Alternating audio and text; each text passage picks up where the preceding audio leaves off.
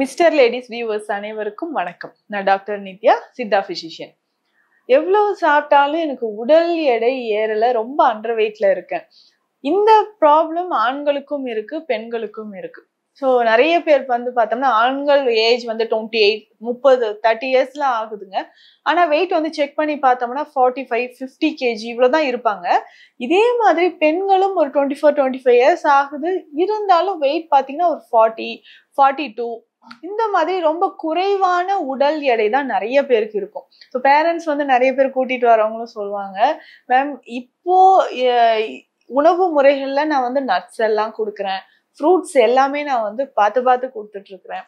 So diet daily இதெல்லாம் நான் follow பண்ணிட்டு தான் இருக்கேன். இருந்தாலும் என் பொண்ணு ரொம்ப அண்டர் வெயிட்ல இருக்காங்க, ரொம்ப ஒல்லியாவே இருக்காங்க அப்படின்னு சொல்லுவாங்க. ஸோ இதற்கெல்லாம் பார்த்தோம்னா சில ஆண்களுக்குமே இந்த பிரச்சனை இருக்கும். ஒல்லியா போயிட்டு கண்ணமெல்லாம் ஒட்டி போன மாதிரி இருக்கிறது, முக எலும்புகள் அப்படியே தெரியறது, கண்ணு ரொம்ப உள்ள போயோ இல்ல வெளியில ரொம்ப ப்ரொட்யூட் ஆகி தெரியறதோ இந்த மாதிரி இருக்கும். ஸோ இதுல முதல்ல பார்த்தோம்னா உடல் எடை அதிகரிக்கவே இல்லை எவ்வளவு சாப்பிட்டாலும் சொன்னா நம்ம கவனமாக இருக்கக்கூடிய விஷயம் தைராய்டு. ஸோ தைராய்டு ஹார்மோன்ஸ்ல பாதிப்பு இருக்கா, ஹைப்போதைராய்டிசம் முக்கியமாக இருந்தா இந்த மாதிரி இருக்கும். இல்ல ஆட்டோஇம்யூன் கண்டிஷன் சொல்லக்கூடிய ஹசிமோட்டோ தைராய்டிட்டிஸ் அப்படின்னு சொல்லுவாங்க. ஸோ இந்த ஹசிமோட்டோஸ் கண்டிஷன் இருந்தாலும் உடல் எடை குறைஞ்சிட்டு வருது, கண்ணம் ஒட்டிட்டு போறது, ஸோ நெஞ்சு பகுதியில் இருக்கக்கூடிய எலும்புகள் எல்லாமே ரொம்ப மேடிட்டு தெரிய ஆரம்பிக்கிறது, இந்த மாதிரியான விஷயங்கள் நடக்கும். ஸோ இதை நம்ம எப்படி கரெக்ட் பண்ண போறோம், நம்ம சாப்பிட்ற உணவு எப்படி கரெக்டா அப்சார்ப்ஷன் நடக்குது அப்படின்றத நம்ம தெரிஞ்சுக்கணும். ஸோ அப்சார்ப்ஷன் நடக்க நடக்க நம்ம உடல்ல சாப்பிட்ற உணவுகள் உட்கிரகிச்சு நம்மளுடைய 7 உடல் தாதுக்களும் வன்மையாக ஆரம்பிக்குது. ஸோ அப்போ குடல் பகுதியில கழிவுகள் இருக்கான்றது தெரியணும், தைராய்டு சார்ந்த பிரச்சனைகள் இருக்கான்னு தெரியணும். அடுத்ததாக ஸ்ட்ரெஸ் அண்ட் டிப்ரெஷன் மாதிரியான பிரச்சனைகள் ஏதாவது இருக்கா அப்படின்றதும் நம்ம தெரிஞ்சுக்கணும். ஸோ ரொம்ப அதிகமான ஸ்ட்ரெஸ்ஸோ டிப்ரெஷனோ இருக்கும் பட்சத்துல உடல் எடை குறையிறது, கன்னங்கள் ஒட்டி போற மாதிரி இருக்கிறது, முக எலும்புகள் அப்படியே தெரியறது, ஹேர்ஃபால் ரொம்ப இருக்கும், முன்னேற்றியில இருக்கக்கூடிய முடிகள் கொட்டிக்கிட்டே போகுது அப்படிலாம் சொல்லுவாங்க. ஸோ இதை நம்ம சரி செய்யறதுக்கான வழிமுறைகள் இருக்கு. வயதிற்கேற்ற உடல் எடை அப்படின்றது ரொம்ப ரொம்ப முக்கியம் இல்லையா? ஸோ அதற்கு சிம்பிளா நம்ம ஃபாலோ பண்ணக்கூடிய விஷயங்கள் என்ன அப்படின்றதும் நான் சொல்றேன். இதை நம்ம ஃபாலோ பண்ணும்போது உடல் எடையானது அதிகரிக்க ஆரம்பிக்குது. இதுக்கு பேசிக்கா பார்த்தோம்னா நம்ம பயன்படுத்தக்கூடிய மூலிகை தேற்றான் கொட்டை. இந்த தேற்றான் கொட்டை அப்படின்னு சொல்றதே உடல் மெலிவாக இருக்கக்கூடிய நபர்களுக்கு உடல் எடையை கூட்டுவதற்கு, அதிகரிக்கிறதுக்கு இது பயன்படுது. நோய் எதிர்ப்பு சக்தியை நம்ம உடல்ல கொடுக்கறதுக்கு பயன்படுது. இந்த தேற்றான் கொட்டையை நம்ம பொடியாக்கி, ஸோ அந்த பவுடர் ஃபார்ம்ல இருக்கக்கூடிய மருந்தோட சில மூலிகைகள் சேர்த்து நம்ம பயன்படுத்துறோம். ஸோ முதல்ல நம்ம உடல் எடை ஏறவே இல்லைங்க, அண்டர் வெயிட்ல இருக்காங்க அப்படின்னு சொன்னீங்கன்னா நம்ம குடல் பகுதியில அப்சார்ப்ஷன் கரெக்டா இருக்கணும். அப்போ அந்த அப்சார்ப்ஷன் கரெக்டா நடக்கிறதுக்கு நம்ம என்ன பண்ணணும்னா குடல் பகுதியில கழிவுகள் இல்லாத மாதிரி பார்த்துக்கணும். ஒருவேளை கழிவுகள் இருந்தா இப்படிதான் சாப்பிட்றது எதுவுமே சரியா ஜீர்ணிக்காம இருக்கும். அப்போ இப்ப நம்ம தேற்றான் கொட்டையை பயன்படுத்தி எடுக்கக்கூடிய மருந்தும் என்னன்னா நம்ம உடல் எடையை அதிகரிச்சு நமக்கு அந்த அப்சார்ப்ஷன்றதும் இன்க்ரீஸ் பண்ண ஆரம்பிக்குது. ஸோ டோட்டலா நம்ம உடல்ல இருக்கக்கூடிய விஷயங்கள் என்னென்ன அப்படின்றத நம்ம தெரிஞ்சுக்கலாம்.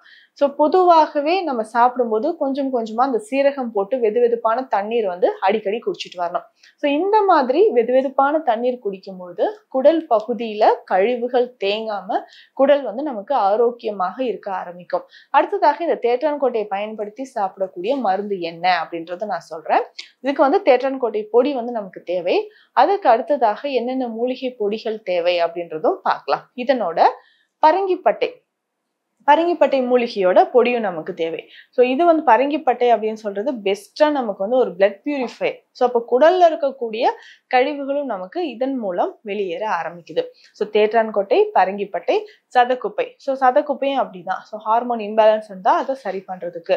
அடுத்ததாக சுக்கு, ஏலக்காய், மஞ்சள், கருஞ்சீரகம், இந்த மூலிகைகள் இது அனைத்துமே நம்ம வந்து எடுத்து வச்சுட்டு தொடர்ந்து பயன்படுத்தும் போது குடல் பகுதியில இருக்கக்கூடிய கழிவுகள் வெளியேறி உடலுக்கு வந்து ஒரு ஸ்டாமினா இன்க்ரீஸ் ஆக ஆரம்பிக்குது. ஸோ நிறைய பேருக்கு அந்த உடல் எடை அதிகரிக்க இதெல்லாம் பண்ணுவாங்க.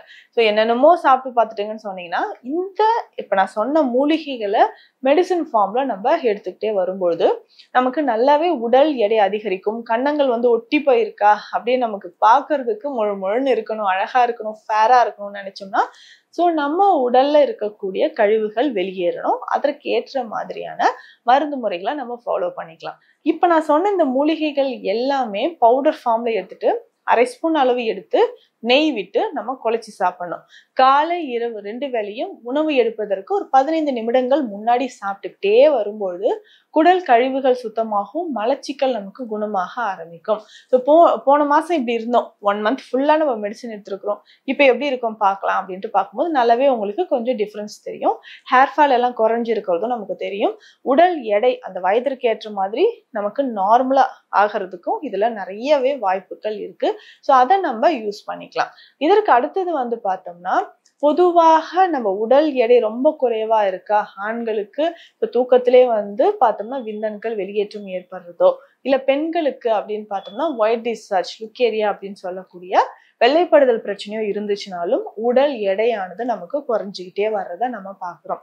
ஸோ உடல் எடை குறையுதுன்னா அதற்கு இதெல்லாம் ஒரு காரணம். இதுக்கு முன்னாடி நான் சொன்ன ஒரு ரீசனும் ஒரு முக்கியமான காரணம் அப்படின்னு சொல்லலாம். அப்போ உடல் எடை குறையுதுன்னா குடல் பகுதியில அப்சார்ப்ஷன் வந்து கரெக்டா நடக்கணும். அப்சார்ப்ஷன் நடந்தா மட்டும்தான் அது உடலுக்கு ஒவ்வொரு பாகங்களுக்கும் கரெக்டா போய் வந்து சேர ஆரம்பிச்சு உடல் எடை குறையறதுக்கு நமக்கு நல்லாவே ஹெல்ப் பண்ணுதுன்னு சொல்லலாம். ஸோ இதை தாண்டி நான் ஏற்கனவே சொன்ன மாதிரி வெந்நீர்ல கொஞ்சம் சீரகம் போட்டு குடிக்கலாம், ஏலக்காய் அல்லது கருஞ்சீரகம்.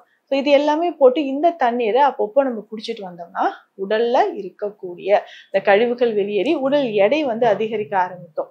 இதுல முக்கியமாக பார்த்தோம்னா இனிப்பு சுவை இருக்கக்கூடிய சில கிழங்கு வகைகள். ஸோ அதெல்லாமே நம்ம அவாய்ட் பண்ணிக்கிட்டே வரணும். ஸோ அவாய்ட் பண்ணும்போது என்ன ஆகும்னா உடல் எடை அதிகரிக்குதா அதை பார்த்துட்டு அதுக்கு ஏற்ற மாதிரி நம்ம குறைச்சிக்கணும். முக்கியமாக கிழங்கு வகைகள், எண்ணெயில வந்து டீப் ஃப்ரை பண்ண ஐட்டம்ஸ் இது எல்லாமே நம்ம குறைச்சிக்கிட்டே வரணும். அவுட் சைட் ஃபுட் முக்கியமாக உப்பு சுவை அதிகமாக இருக்கக்கூடிய உணவுகளை நம்ம அவாய்ட் பண்ணும்போது குடல் பகுதியில் இருக்கக்கூடிய கழிவுகள் நமக்கு வெளியேறி உடல் வந்து ஒரு வெயிட் வயதிற்கு ஏற்ற மாதிரி ஒரு எடை வர ஆரம்பிக்கும். ஸோ ஒட்டிய கன்னங்கள் வந்து நல்லா கிள்ளி எடுக்கிறதுக்கு நான் பார்க்கறதுக்கு நான் ஃபேரா இருக்கணுங்க அப்படின்னு நினைச்சீங்கன்னா ஸோ இந்த டைஜஷன் கரெக்டா நடந்து நம்ம உடல் வந்து கொஞ்சம் பூசின மாதிரி வேணும்னு ஆசைப்பட்டீங்கன்னா இதை வந்து ஃபாலோ பண்ணிக்கலாம். ஒருவேளை இது ஃபாலோ பண்ணல எனக்கு வந்து உடல் எடை குறையறது எதுவுமே தெரியலங்க அப்படின்னு சொன்னீங்கன்னா நாளடைவில் அனிமியா, வயிற்று பகுதியில் இருக்கக்கூடிய புண்கள் இந்த மாதிரி வர ஆரம்பிச்சிடும். ஸோ இதற்கான தகுந்த சிகிச்சை முறைகள் பெற வேண்டும் என்பது ரொம்ப ரொம்ப முக்கியம். ஸோ இந்த பதிவுல சொல்லியிருக்கக்கூடிய விஷயங்கள் உங்களுக்கு பயனுள்ளதாக இருக்கும்னு நினைக்கிறேன். மீண்டும் அடுத்த பதிவில் சந்திக்கலாம். நன்றி.